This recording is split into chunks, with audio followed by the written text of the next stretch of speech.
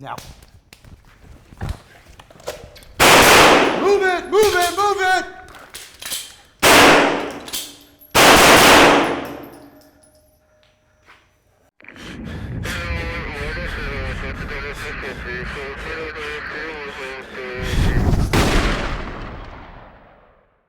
Hey guys, Imri and Z here with Tactical Rifleman. Today we're going to show you the two most common knife attacks. We're going to show you the defenses to those and how to draw your weapon, whether it's a gun or a knife. Today we're going to focus more on a gun. And then we're going to show you how we take these defenses and how we utilize them on the actual square range with live ammo. The deal is we're talking about the two most common attacks. One is going to be pretty much basic human nature, which is overhead or anywhere in this kind of sector, whether it's to my neck, okay? Whether if he's holding forward grip, he's just stabbing right to me, right? Overhead like that, stab into my face, stab into my neck. It could be a punch without a knife too, right? So what we're going to do is a concept called hubud, okay? These are things, I should say, I picked up from martial blade concepts studying with Michael Janich. And this is a lot of the stuff that I teach. Here's how I incorporate it. So the attack's gonna come in, it's a three-step process. One is I'm gonna swat it like a fly, okay? I'm just trying to divert this a little bit so this doesn't hit me right in the computer, okay? So I'm gonna divert it. Next, with my right hand, I'm gonna drive that wedge. It's essentially just an uppercut. All it is literally an uppercut, okay? But I'm not trying to punch him, I'm just trying to drive that wedge. That's what's going to maintain distance between that knife and my beautiful face. Okay, the third thing I'm going to do is I'm just going to check this arm into his body, okay, and that's still maintaining that distance here so that then I can throw my own attack. This can be done like a flow drill, so we'll do it real nice and slow. Okay, 1, 2, 3, 1, 2, 3. There are tons of applications for this. Okay, and there are literally infinite ways to finish this. We can just keep going with this all day. We can switch hands, we can switch attacks. He can go haymaker on me, he can go overhead, he can stab me right in the face, right? The only difference here was I had to move my head a little bit. The mechanics are exactly the same. So now let's show you how to connect this into drawing your weapon. Here on the range, of course, we're using UTM guns here, both Z and I. So these are not live weapons, even if we put live rounds in there. Second thing is, we've made sure that none of us have any sort of live knives on us, okay? Even if it's just a pocket knife, we get them all out, and then we show each other that we have a training knife, and we can start playing. We're gonna start flowing a little bit, okay? Z's gonna be playing the range officer, or the instructor here, okay? When he says now, as we start going, when he says, I'm gonna actually end up grabbing him, okay? I'm gonna pull him away, down there behind me, kind of towards the ground, and then we're pretending like for now, our targets are in front of my face. So I gotta get around Z so that I can safely shoot those targets. Ready? After we do this, yep. Now. And I can start shooting. There are literally infinite ways to end this off, and so we can start going. Guys, flowing back and forth like this, obviously this is not what you're gonna be doing with a bad guy. This is what gets you used to these mechanics.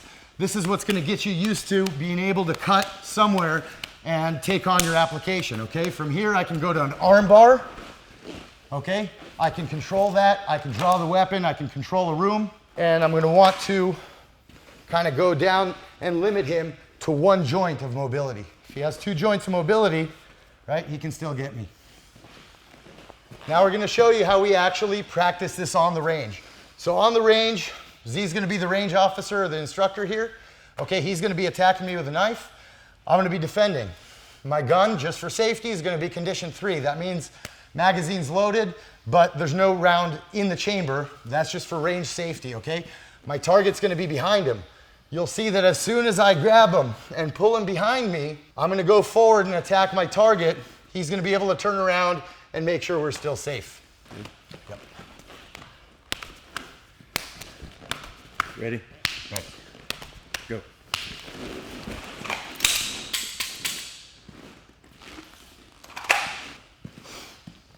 So now we're gonna talk about our second knife defense, okay? This one to me is even freakier. I'm more afraid of a guy at this distance coming at me with a knife than a gun. A gun, you put your hand on it, you got one shot, right? And then it's a tussle over the gun.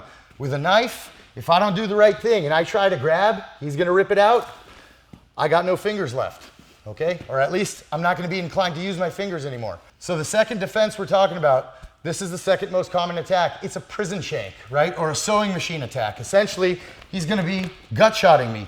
You see this arm posting up, he's gonna be grabbing either the neck or my shirt, and he's gonna be pulling me into that knife, right? This is scary. A lot of people will do this kind of thing. This is gonna mess up your hands, plus you really have to aim to be able to catch this, okay? What we're gonna show you, again, from Martial Blade Concepts, this is a technique called the split X. The basic motion structure of the arm, imagine like a yoga pose like this. You see how my wrists are flexed back? That actually gives you that proper structure that's gonna be able to stop even a super strong guy like Z. So it's gonna start hurting him immediately. I'm hollowing my belly out, okay? The harder he attacks, the more it's gonna hurt his arm. As soon as I feel that these attacks are starting to wear on him, right? It's starting to be painful. You see how this arm is he's pulling his shots a little bit? That's my opening to do something. For the range, let me show you. For the range, target's over there, okay? I'm just gonna swipe this hand out of the way. That puts me on Z's outside, okay? This is outside. This would be inside, outside again, inside. That puts me on the outside. So this is where I was. From here, I can just push off. I'm gonna go for an ankle kick. I can take my step, draw my weapon, and go ahead and pull the trigger. As far as the real life application, just like the previous Huba drill that we showed, there are pretty much infinite ways to finish this. As soon as it sucks for him, okay, I can go into all kinds of locks, okay? I can push this around, go into a lock here, and I can twist him around, put him in the ground. That knife is soon to be mine. Of course, you can go the other way with it, okay? I can go to the inside, right? That last one was outside. I can go to the inside. Look at what I have here. I'm using my knees, okay? This is going back to Krav Maga. I'm using my knees. This is an elbow lock turning into a shoulder lock. You'll see I can control him, and from here, for those of you guys that are interested in arrest techniques, this is great. I can walk him out, and like you see, I got the knife. Let's go a little harder, okay? When it starts sucking for him, he's going pretty hard, okay? This is the point where he stops really wanting to stab hard. So we're going back to the range. I'm gonna push this out of the way. I'm gonna break that knee or ankle, step ahead, rack my slide, and go ahead and do my shooting. Those are the two basic techniques. Those are my favorite techniques that I like to adopt for taking knife defenses to the range. We're gonna show you how that works on the range. And for now, my biggest tip is, look, find something that works for you and stick with it, right? Don't get into fancy Kung Fu. All this stuff may look fancy to some people. It's not. It's very simple. You can flow back and forth. You can go super slow just to get it, right? We're just gonna flow very slow.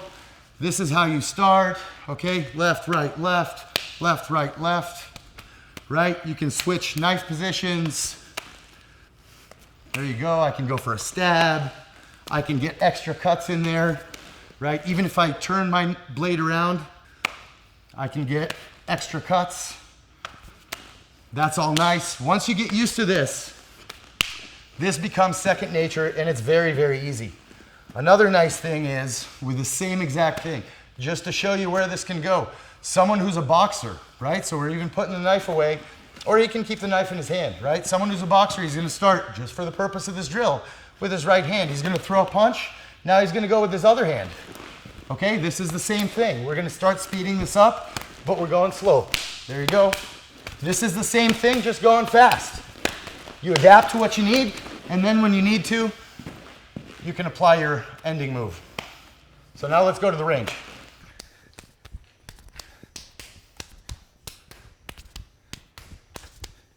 Ready? Go, go, go! Shoot to the left, shoot to the left, shoot to the left, move it, move it!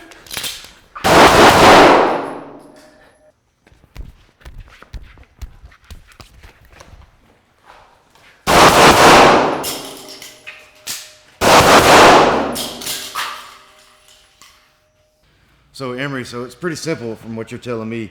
Basically, you intercept that in some way, you stop that movement, then you drive a gap or a wedge inside there, Right. and then redirect. Is that what you're saying? Yeah, that's essentially it, right? It's a 3-step process. Whatever's coming at my face, this doesn't have to really move it way out, okay? I'm not going against it because Z is probably stronger than I am, right?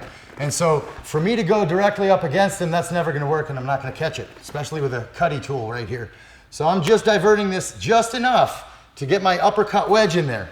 Once I got that wedge in there, this check just has to last long enough for me to go ahead and stab him back or do whatever I need to do. I haven't done this in a long time.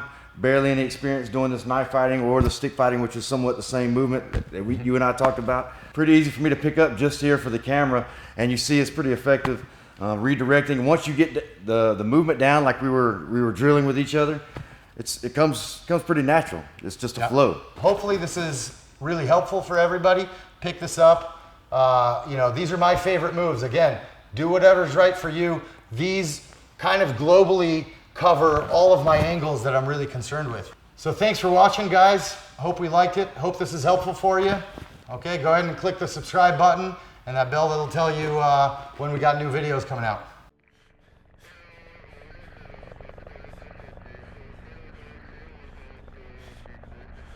If you like this video, make sure to like, comment, and subscribe. Also, make sure you follow us on Facebook, Instagram, and Twitter so you don't miss out on anything. If you like the shirt that we're wearing in the video, you can get it in our store.